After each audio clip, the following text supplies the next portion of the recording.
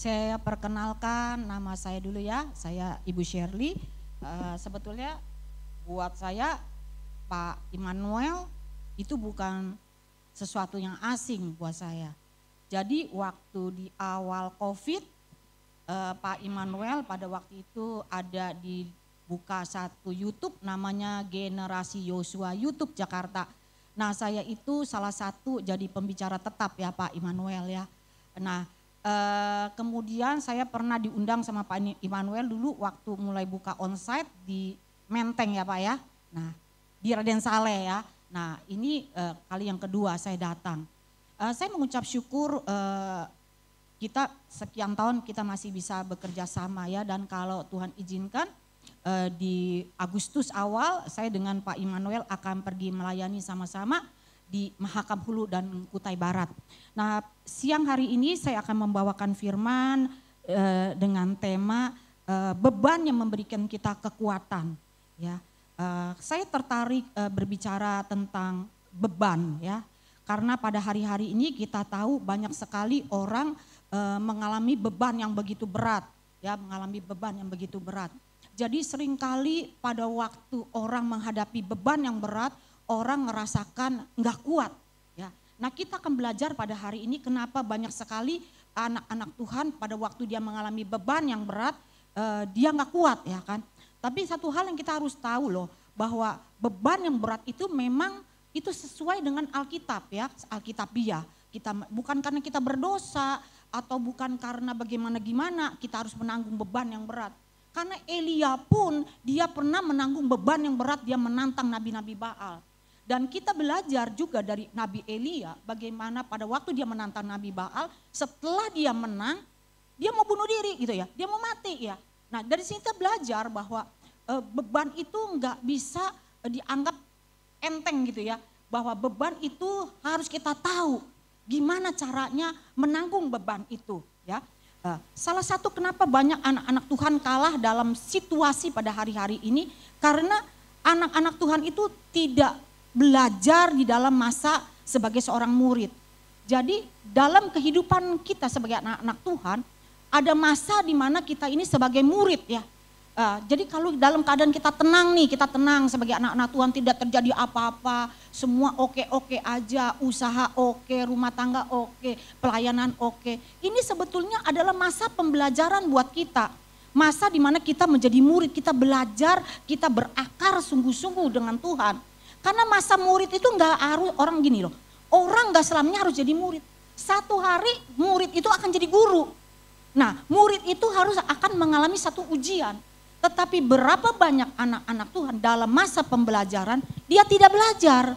Dia nyantai ke gereja, ya cuman asal ke gereja karena memang hari Minggu harus ke gereja. Melayani dia harus melayanin lah gitu ya kan. Ya gak apa-apa lah jadi asyar doang cuman salam-salaman atau jadi kolekte. Nah di dalam masa pembelajaran itu kita tidak sungguh-sungguh mencari Tuhan.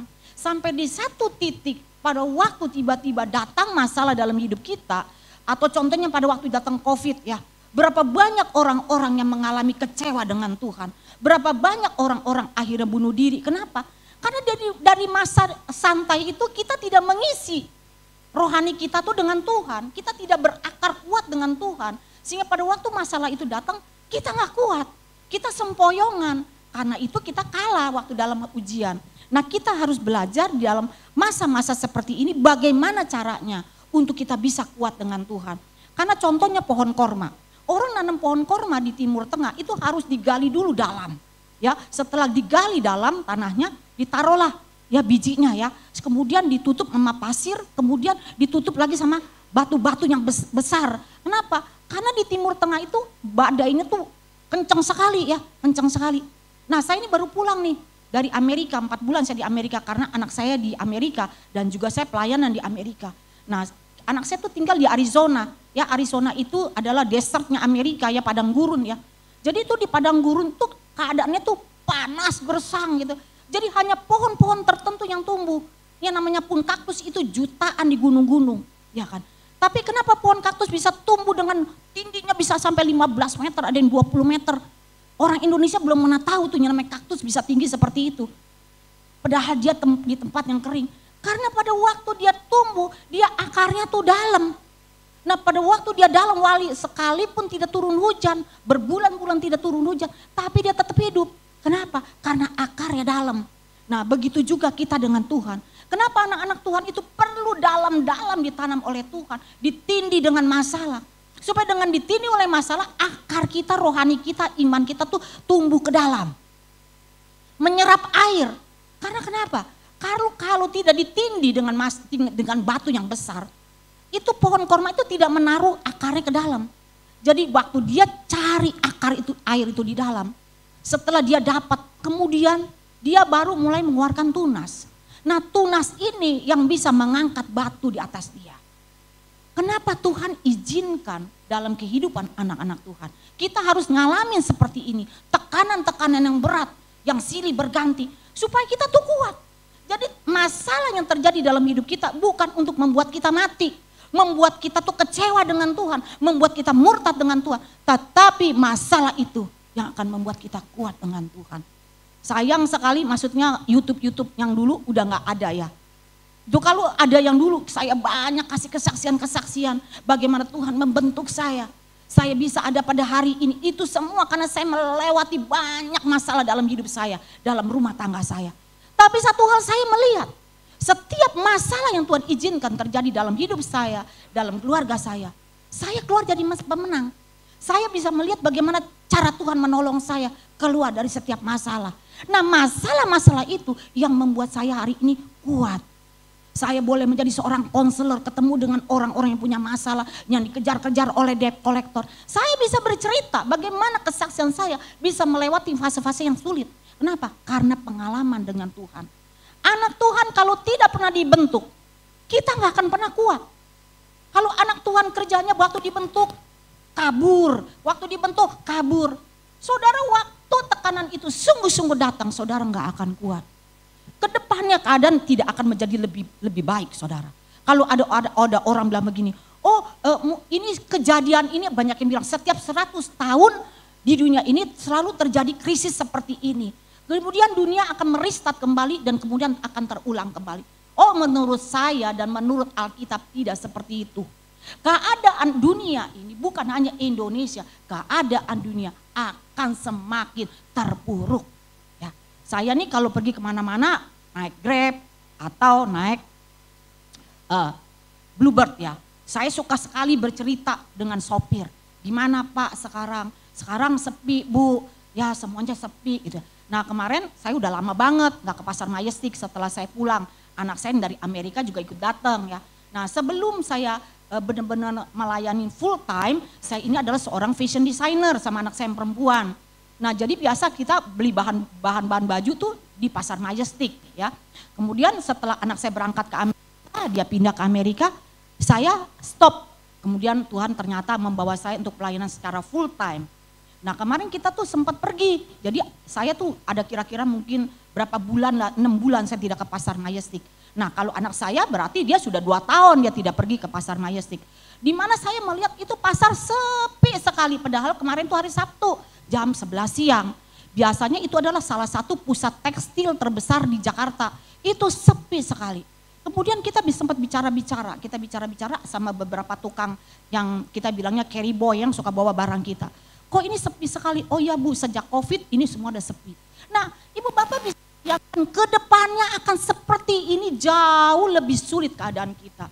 Nah kalau kita tidak membangun iman kita sungguh-sungguh dengan Tuhan, bagaimana kita caranya memikul beban kita dengan Tuhan, kita gak akan bertahan sampai nanti Ibu Bapak. Bahkan bukan cuma di Indonesia, saya selalu bilang sama sopir-sopir, Pak keadaan bukan cuma di Indonesia, di Amerika pun sedang krisis. Harga BBM naik terus, ya kan? Terus harga-harga makanan juga naik. Dan Ibu Bapak pasti tahu ya kan, apalagi sekarang sejak Presiden Trump naik ya kan. Semua orang-orang ilegal, orang Indonesia banyak banget kan orang ilegal di sana datang cari kerja di sana. Wah lagi di Uber semuanya. Semua dalam keadaan ketakutan. Karena seperti itu keadaan kemudian merusak perekonomian. Tetapi kita akan lihat bagaimana caranya sebagai anak-anak Tuhan menghadapi hari depan yang tidak pasti kata dunia. Tapi di dalam Tuhan kita ada kepastian. Nah Caranya adalah gimana? Kesalahan dalam memikul beban. Yang pertama, kesalahan dalam memikul beban adalah memikul beban yang melebihi kekuatan kita. Segala perkara dapat kutanggung di dalam Dia yang memberi kekuatan kepadaku. Ini Filipi 4 ayat 13. Segala perkara dapat kutanggung. Tapi berapa banyak anak-anak Tuhan bilang begini, kayaknya beban saya nih udah gak sanggup saya tanggung. Kayaknya udah berat banget nih. Saya bilang, firman Tuhan tak mungkin salah. Dia datang selalu dengan tepat. Kalau memang hari ini kita punya beban 10 kilo, kasih kita 10 kilo. Mungkin 2 tahun kemudian kita gak lagi 10 kilo, 20 kilo. Kenapa? Kita sudah belajar cara menanggung beban 10 kilo seperti apa, 20 kilo seperti apa. Kalau sudah terbiasa, saudara waktu ngadepin masalah, saudara gak akan takut. Contoh, anak saya yang lelaki, saya punya 2 orang anak ya, yang pertama yang perempuan yang di Amerika sudah menikah punya 1 orang anak, yang lelaki tinggal sama saya 2 orang anak ya. Jadi yang lelaki ini dulu nih sebelum dia nikah badannya kurus ya. Tapi karena dia punya kasan-kasannya badannya tinggi-tinggi gede gitu ya kan semua, karena nge-gym. Oh dia mulai nge-gym, dia mulai nge-gym. Nah setelah dia nge-gym badannya mulai gede. Jadi kalau misalnya dia di rumah tuh saya denger banget tuh dia tuh suka ngangkat terus ya kan. Sampai akhirnya dia bisa mengangkat beban tuh yang berat banget ya kan. Terus kalau saya pergi kemana-mana, kalau saya mau pergi ke luar negeri, mau nimbang koper kan jatahnya 23 kilo ya. Dia cuma bisa angkat satu tangan doang sampai dia ngangkat ini. Gampang sekali gitu ya kan. Bahkan kalau dia lagi ngangkat beban, dia bisa begini, ntar dia bisa begini, dia berbagai macam gaya. Ya kan? Kenapa? Karena dia terbiasa mengangkat beban. Nah, saya contohnya nih ya, saya tuh kalau melayanin orang gitu ya, orang datang gitu sama saya, punya masalah gini. Yang waktu dia cerita tuh kayaknya dia tuh kayaknya udah berat banget. Kayaknya Tuhan tuh kok kenapa begini ya Bu. Tapi menurut saya itu hal yang biasa. Buat saya itu masalah dia tuh kecil sekali. Kenapa buat saya masalahnya itu kecil? Karena saya sudah terbiasa mengangkat beban yang berat. Nah Tuhan pun dengan kita seperti itu. Gak akan selamanya Tuhan mendidik kita 5 kilo terus 5 kilo. Sampai kita dewasa nanti 5 kilo. Tidak seperti itu. Karena Tuhan itu selalu standarnya tuh naik. Tapi seringkali kita yang gak sampai di standarnya Tuhan, kita turunkan standar Tuhan. Tetapi Tuhan selalu punya standar yang tinggi untuk kita. Kita tidak akan pernah bisa menjadi burung Raja Wali kalau kita gak pernah belajar terbang. Tapi kita bisa menjadi Raja Wali kalau kita sering belajar waktu badai itu terjadi. Ibu bapak, saya ini di Arizona itu daerah tuh paling banyak orang tuh hobinya tuh mancing, hiking, hunting, ya kan. Jadi saya tuh sama mantu saya sering kali pergi fishing, ya. Nah di sana tuh banyak sekali kalau kita lagi mancing gitu, kita pengen tahu nih ada burung, ada ikan, ada burung gagak. Jadi kalau ada burung gagak udah terbang-terbang di situ banyak ikan. Nah kita perhatikan burung gagak ya, itu kalau terbang ibu bapak, dia nggak takut, ngadepin apapun dia nggak pernah takut. Nah sering kali kehidupan kita harus berani waktu kita ngadepin masalah. Jangan pernah takut dengan masalah itu. Jangan seperti orang-orang Israel. Waktu ada raksasa Goliat, wah semua 40 hari pada ngumpet. Ya kan? Raksasa itu jangan dibikin kita ngumpet. Tapi raksasa itu harus dihadapin. Waktu kita menghadapi masalah itu, kelihatannya sebelum kita hadapin kayaknya gede banget.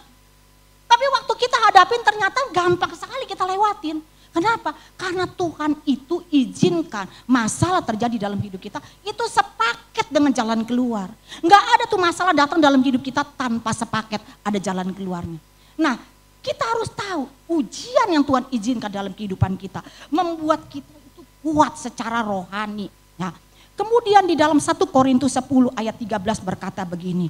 Pencobaan-pencobaan yang kamu alami ialah pencobaan-pencobaan biasa. Yang tidak melebihi kekuatan manusia sebab Allah setia. Dan karena itu ia tidak akan membiarkan kamu dicobai. Melampaui kekuatanmu. Pada waktu kamu dicobai ia akan memberikan kepadamu jalan keluar. Sehingga kamu dapat menanggungnya. Nah benar kan? Masalah itu datang dalam hidup kita semua sepaket dengan jalan keluar. Tapi ada berapa banyak orang bilang gini, saya udah datang sama Tuhan 3 tahun loh Bu. Saya tidak merasakan pertolongan Tuhan. Ya karena memang belum selesai. Saya selalu bilang sama orang-orang yang saya layani, sabar.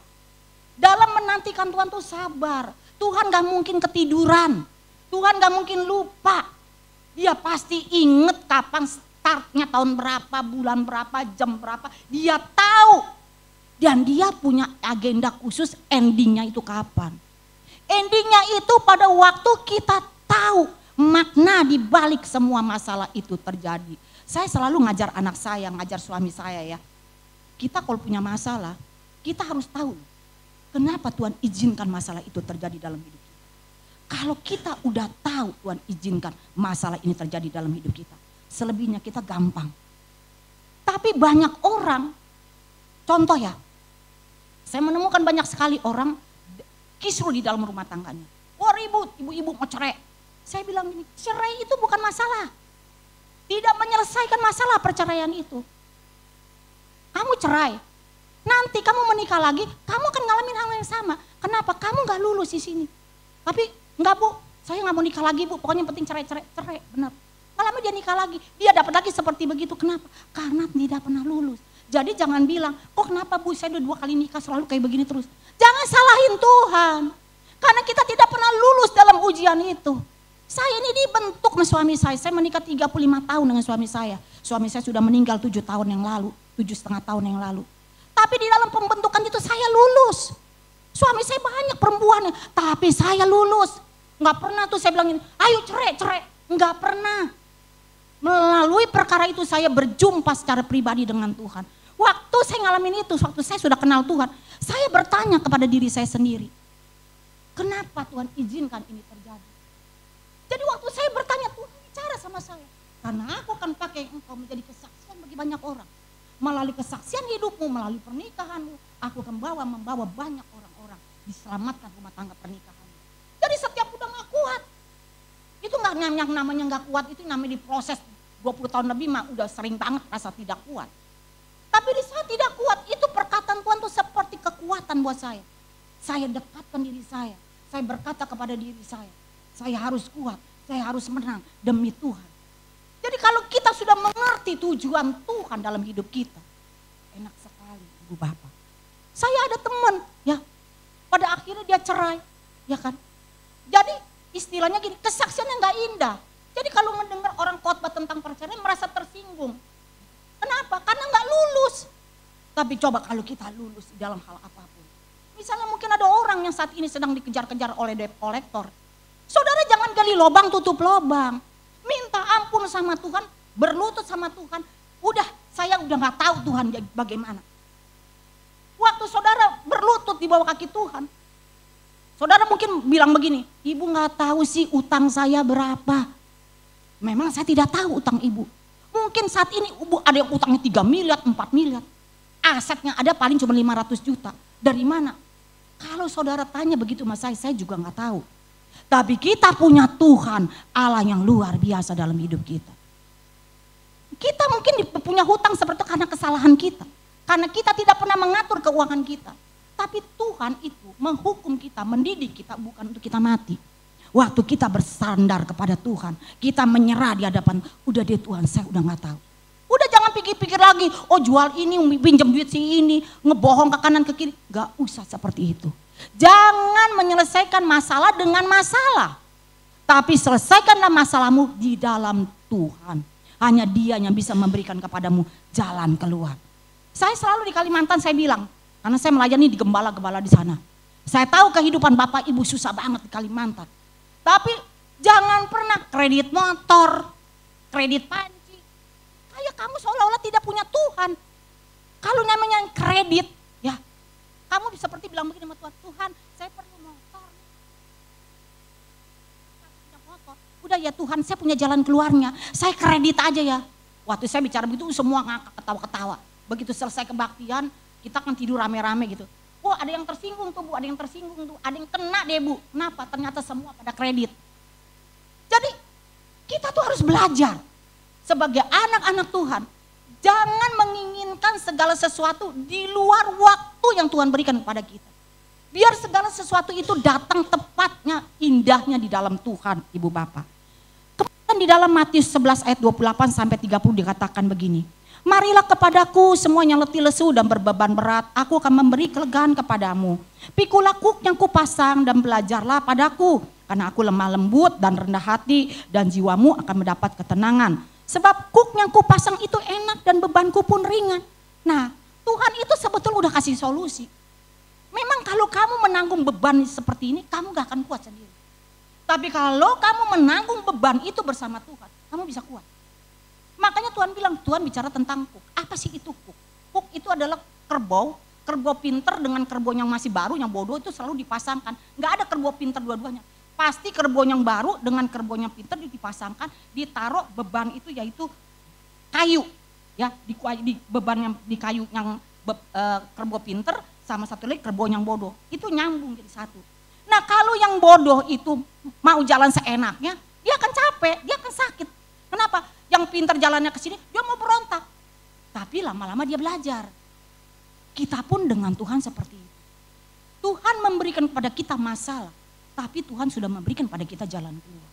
Tuhan bilang, marilah semuanya letih lesu dan berbeban berat. Aku akan memberikan kepada kamu kelegaan. Pikul bersama aku, ya kan? Nah sering kali kenapa kita merasa gini, beban saya terlalu berat Bu, tapi saya gak mampu Bu. Saya bilang serahkan sama Tuhan. Saya rasa udah serahkan Bu sama Tuhan, tapi kenapa masih tetap seperti itu? Tanpa kita sadarin, pada waktu kita berdoa kita serahkan sama Tuhan. Tapi setelah berdoa kita ambil kembali masalah kita itu. Saya punya teman luar biasa kuat dia dengan Tuhan. Bayangkan, udah habis kelibet utang, rumahnya mau disita sama bank. Anak suaminya semua udah pergi ke luar negeri, dia tinggal sendiri. Anak suaminya pergi ke luar negeri untuk cari kerjaan. Ya. Tapi dia masih bisa kuat, dia masih bisa melayani Tuhan. Kenapa? Karena dia belajar. Saya tahu selagi dia enak hidupnya, dia melayani Tuhan, dia bertumbuh dalam Tuhan. Jadi waktu masalah itu datang, itu tidak menjadi satu seperti petiris yang bolong. Dia tahu caranya menanggung bagaimana, Ibu Bapak.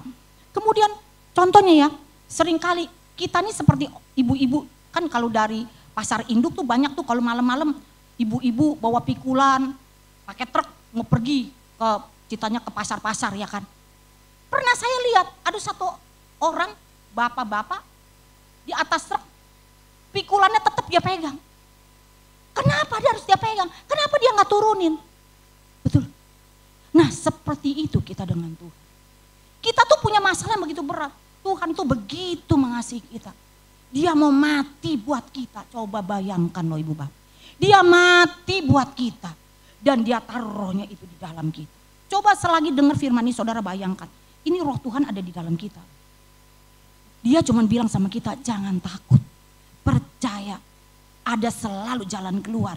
Ada selalu kekuatan yang Tuhan berikan kepada kita. Kalau kita percaya, beban kita tuh ringan loh. Walaupun pada waktu kita menyerahkan beban kita kepada Tuhan, masalah tetap ada. Enggak berkurang, masalah tetap ada. Tapi rasanya yang tadinya begitu berat, jadi udah gak berat. Kenapa? Ada satu kekuatan, ada satu pengharapan, ada satu masa depan yang Tuhan bisa ingetin. Saya nih kalau saya mau cerita banyak banget saya ngelayanin orang yang udah bangkrut total. Bangkrut, utangnya udah banyak sekali. Dilayani, dia cari Tuhan, dia ngalamin pemulihan. Sekarang, wah bangkit kembali loh. Walaupun pada waktu itu secara manusia udah gak mungkin. Udah gak mungkin. Saya ingat banget dia pernah ditangkap sama debt collector terus dibawa ke Polda apa mana deh tuh pokoknya. Terus dari sana dia telepon saya dan nangis-nangis. Bu tolong Bu, Ibu datang Bu. Tolong Bu saya takut banget Bu, saya dimasukin sel Bu. Saya bilang sama dia, kamu sabar, kamu berdoa. Kita sudah berdoa, kalau Tuhan izinkan, kamu tetap masuk ke dalam sel itu. Pasti Tuhan ada maksud dan Tuhan tidak akan tinggalkan kamu. Tapi Ibu datang Bu, tolongin saya Bu, Ibu ngomong deh Bu. Saya bilang, saya bilang, kalau saya datang saya salah besar Saya bilang, kenapa? Potongan saya muka saya kayak istri bos Yang ada dia pikir, saya mau nebus kamu. Gitu ya Bu, benar juga ya Bu. Ya udah satu-satu jalan, kamu jangan berharap sama saya. Kamu berharap sama Tuhan. Singkat cerita memang saya tidak datang, saya sungguh-sungguh berdoa. Bapak Ibu, Tuhan bisa buat mujizat. Itu pimpinan di Polda, bisa jadi bahaya sama dia. Ya udah ibu tanda tangan aja ya bu, ibu bersedia lah bu ya. Udah ibu gampang lah nyampe. Jadi dia malah itu polisi malah kerja sama dia, nolongin dia. Bukan sama orang yang ngutang sama dia. Ibu tanda tangan aja gampang loh bu, ibu pokoknya jadi tahanan kota. Ibu tenang aja bu, ibu tenang. Dia pulang. Gede kolektor besok-besoknya datang bilang begini. Daripada lu nyogok polisi, lebih baik lu bayar utang. Dia gak tahu, dia gak sogok polisi. Tapi hati orang bisa diubahkan oleh Tuhan. Waktu kapan? Waktu dia datang sama Tuhan. Jadi saya ngelihat banyak sekali orang-orang yang mengalami masalah seperti itu. Selalu ada jalan keluar. Selalu ada jalan keluar. Nah kemudian ibu bapak, kenapa seringkali orang tuh sampai mati karena beban itu? Karena beban yang bertahun-tahun ditanggung sama dia semuanya sekaligus. Karena di dalam Matius 6 ayat 34 berkata begini. Sebab itu janganlah kamu khawatir akan hari besok. Karena hari besok mempunyai kesusahannya sendiri. Kesusahan sehari cukuplah untuk sehari. Coba bayangin. Ya. Misalnya gini, beban kamu hari ini 10 kilo. Beban 1 bulan kamu pikirin. Nanti berangnya baru tanggal 1 nih. Nanti tanggal 29 nih jatuh tempo nih. Bayar cicilan rumah, bayar cicilan motor, bayar uang sekolah anak. Ya lu mati dan mikir begitu mah. Jadi kesusahan sehari cukuplah sehari. Beban sehari 10 kilo, lu mau tanggung sama yang 30 hari 300 kilo. Ya terang aja mati. Ya kan? Jadi belajarlah sehari lepas sehari. Ya. Ibu bapak, ini memang mungkin agak sedikit jadi melebar nih firman ya. Tentang hal kekhawatiran. Tuhan bilang lu gak usah khawatir. Karena bunga di ladang yang ada hari ini ada, besok gak ada. Tuh saya tuh ngelihat ya. Terus burung pipit dijual seduit ya kan. Itu kalau pagi-pagi saya tuh suka diem di backyardnya anak saya. Itu di sana kan tahu lain nama Amerika mah. Ada peraturan gak boleh nembak burung sembarangan. Emang di Kalimantan ya, burungnya susah banget di Kalimantan ya. Karena burung apapun ditembakin. Di sana itu burung macam-macam. Jadi kalau saya lagi doa, itu burung banyak sekali. Dan di setiap rumah hampir harus sediakan makanan burung dan minuman burung. Jadi saya kerjanya kalau lagi masak ngeliatin di kebonan, itu burung lagi pada terbang, lagi makan. Dan banyak sekali burung-burung yang biasa. Kalau kayak kita ini burung gereja. Ya kan? Tapi ibu bapak tahu, itu burung yang biasa pun kalau dia lagi terbang, itu satu sayap aja nih, satu helai burungnya aja. Itu diukir sedemikian rupa. Coba bisa bayangkan. Burung yang tidak ada harganya, Tuhan bisa buat sedemikian indahnya. Apalagi kita. Ya kan? Terus bunga-bunga di ladang, ya, bunga bakung itu banyak sekali di mana-mana. Apalagi kalau misalnya lagi baru musim spring ya, di mana-mana tuh yang tadinya kering mulai tumbuh bunga-bunga. Ya. Nah bunga-bunga itu disebutnya wit di sana tuh, itu hama, ya, jadi mesti dibuang.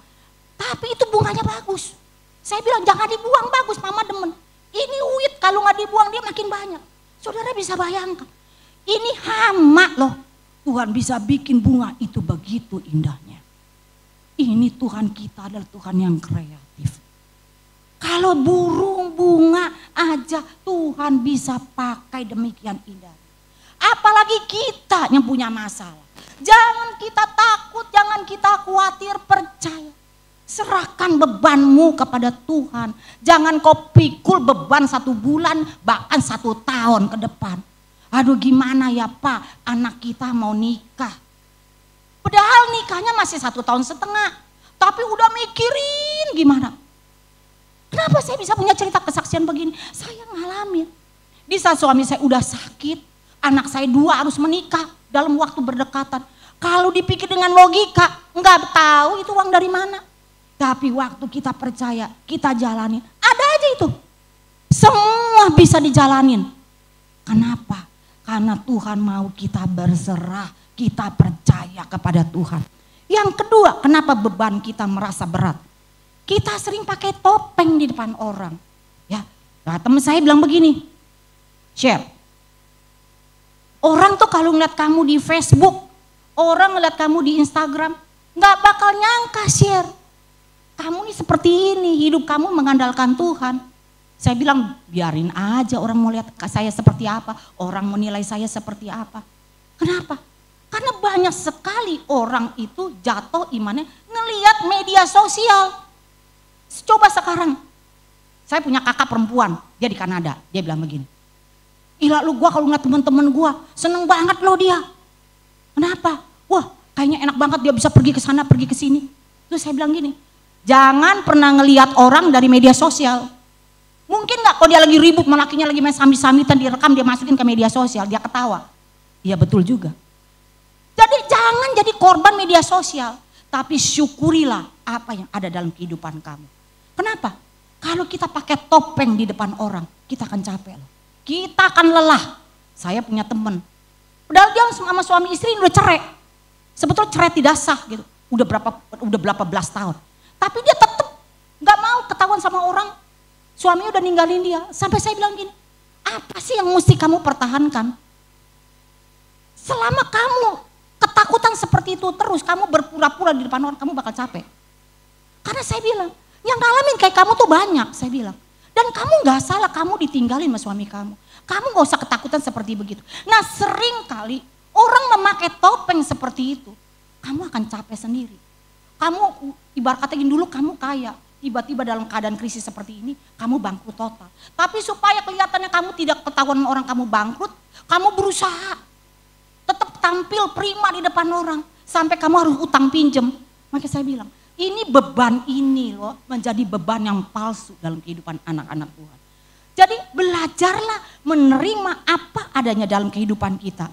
Nah kemudian yang membuat kita tidak kuat dalam memikul beban adalah apa? Mezbah yang rusak di dalam kehidupan kita.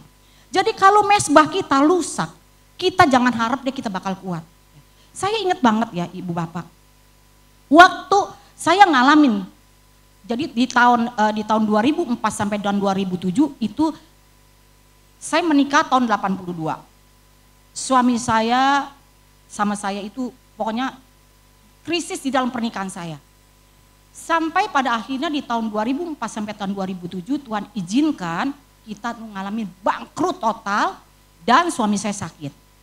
Tetapi di dalam keadaan 3 tahun itu yang benar-benar kita parah, saya membangun mezbah doa bersama dengan anak-anak saya.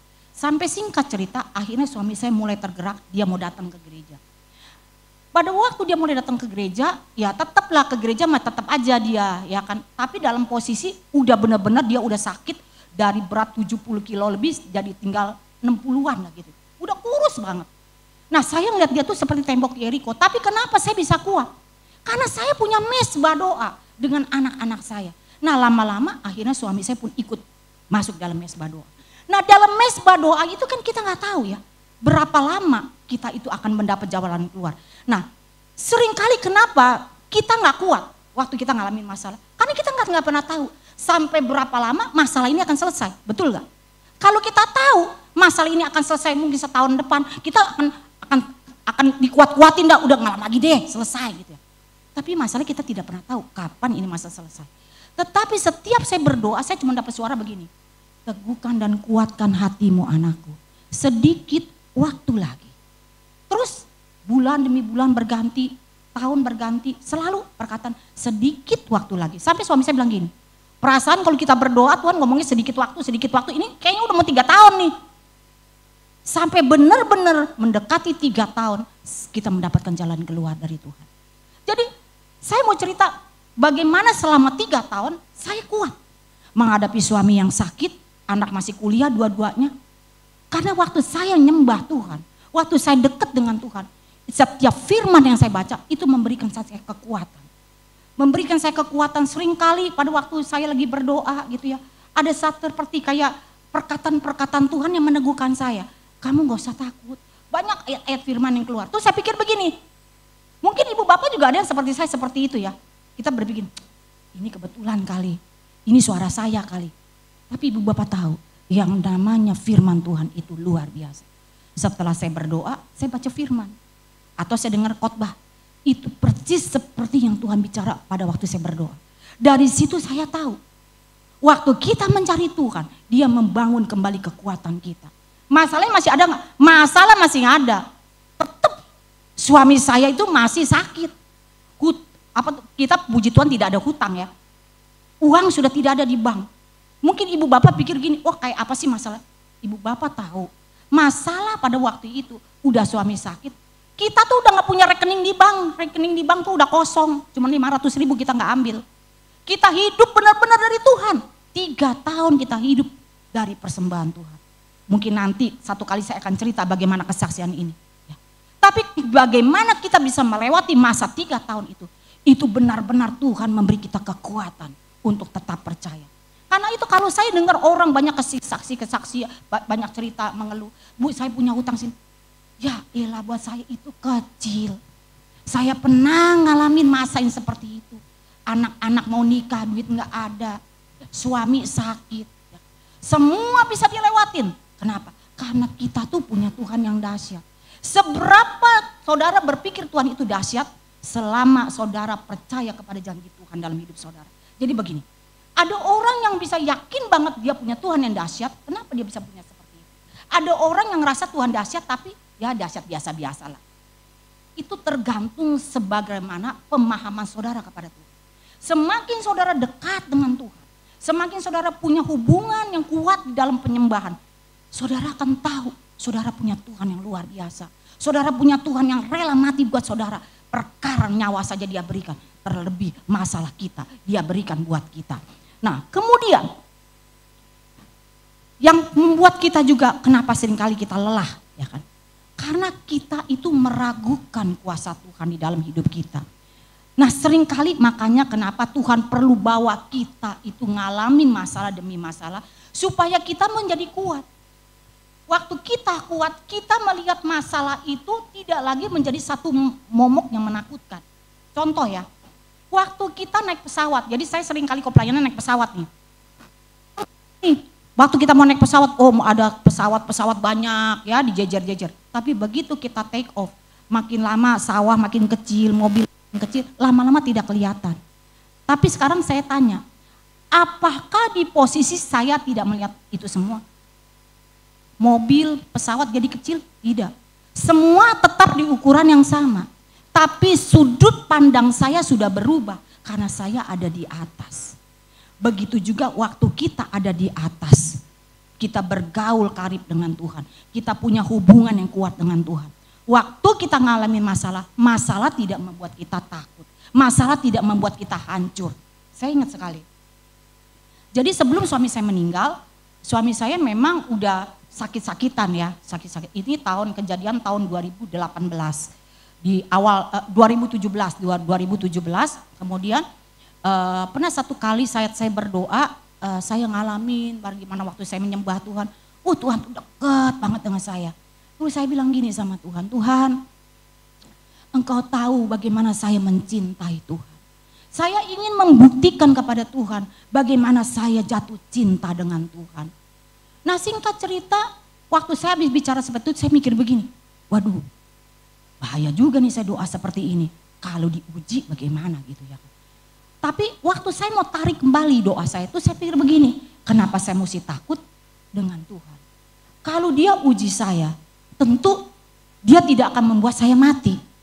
Dan kalau dia uji saya, Tuhan pasti kasih saya kekuatan. Kemudian saya tidak meralat doa saya. Saya sudah lupa dengan doa saya.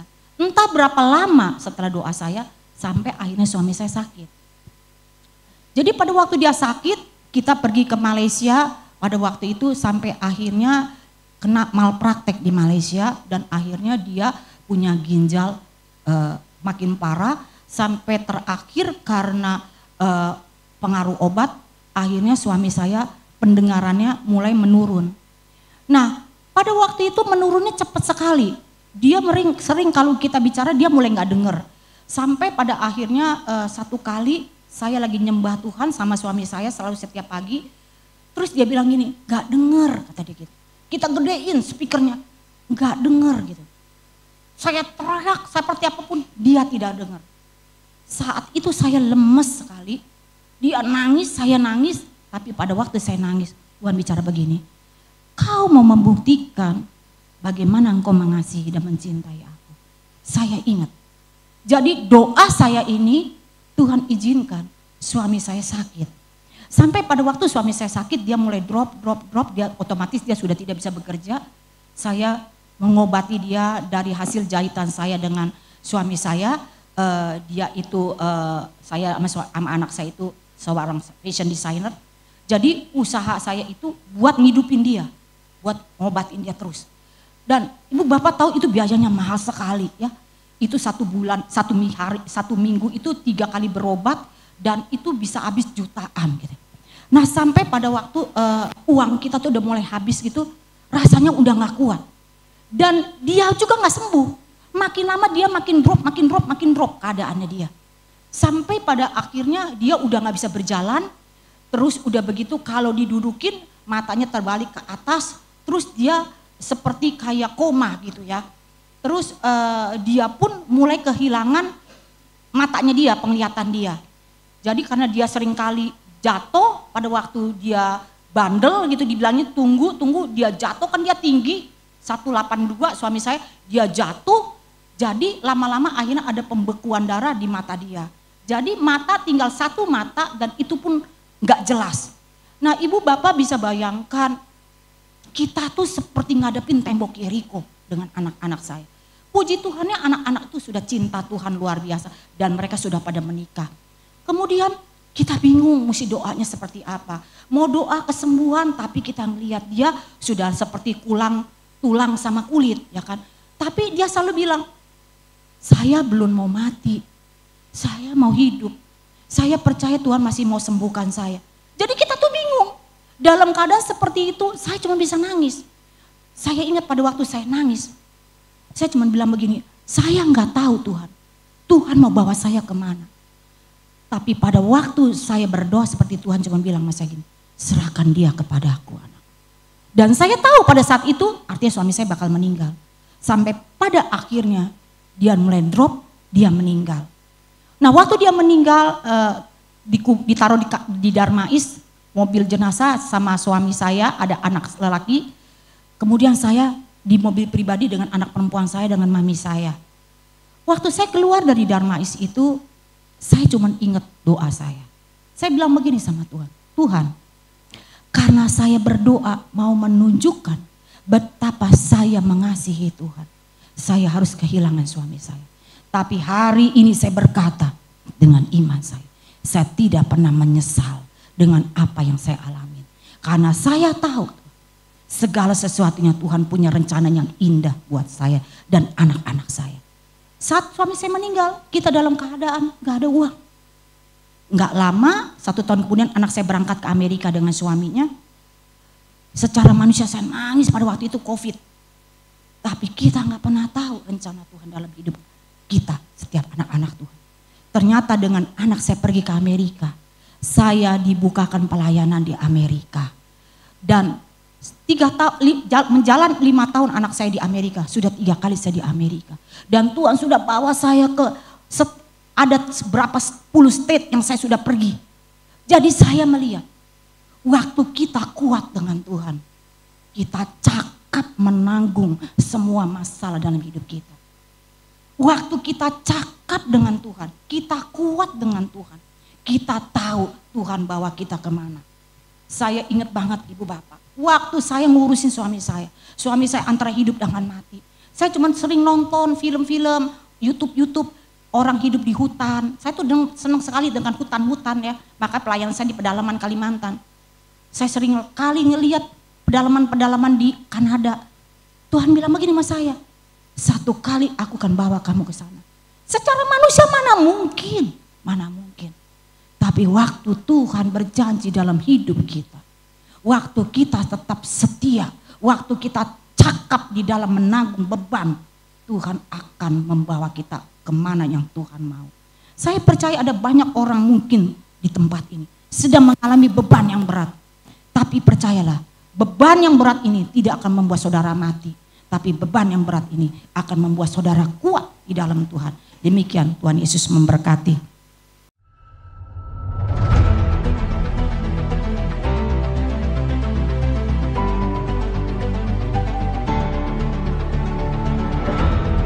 Shalom, Dalam nama Yesus, setiap hidup perdukunan dari Tuhan tidak berlaku lagi. Hari ini kau lepaskan cengkraman. Kau tidak berhak atas roh jiwa tubuhnya.